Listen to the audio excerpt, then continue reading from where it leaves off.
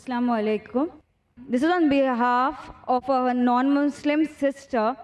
Her question is, there are certain verses in the Hindu scriptures which speak of monotheism, whereas there are some which speak of the opposite. So her question is to quote those verses which are contradicting to monotheism. Sister asked a very good question, that there are verses in the Hindu scriptures which speak about monotheism, which I quoted, but there are verses which speak exactly the opposite about many gods. So why don't I quote that? As I mentioned, that the most highest in authority amongst all the Hindu scriptures, it is the Ved. And the Ved basically speaks about monotheism. There are other scriptures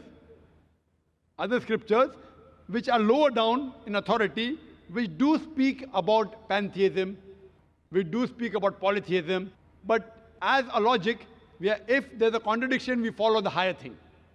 And what I mentioned in my formula, I said what is differing we'll discuss tomorrow. So even if there is a verse of polytheism, there's no verse of polytheism in the Quran. So that goes out. We are talking about that which is common. And logically, how can Almighty God contradict? How can Almighty God say in one place there's one God, other place there are many gods? That means there's a contradiction, and if there's a contradiction, it cannot be the word of God.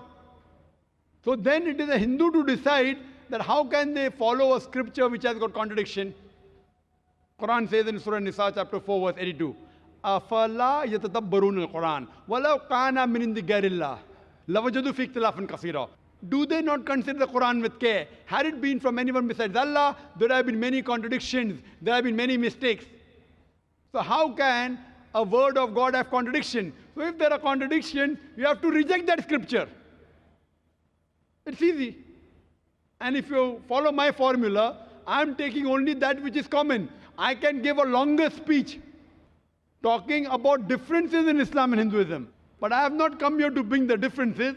I am come here to get the similarities, because Almighty God says in the Quran how to speak with other people. In Surah Al-Imran, chapter 3, verse 64, which says, "Ta'alaw ila kalimatin sawa'in bayna bainakum." Come to common terms as between us and you. Which is the first term? Allah na'budu illallah. That we worship none but Allah. Wala nushrika bihi shay'an. That we associate no partners with Him. Wala yattakhidha ba'duna ba'dan arbaban min dunillah. That we erect not among ourselves lords and patrons other than Allah. Fa'in tawallaw. If then they turn back. Faqulu shadu. Say ye bear witness. Bi anna muslimun. That we are Muslims bowing our will to Allah subhanahu wa ta'ala. So this is a formula shown in the Quran how to speak with different types of people.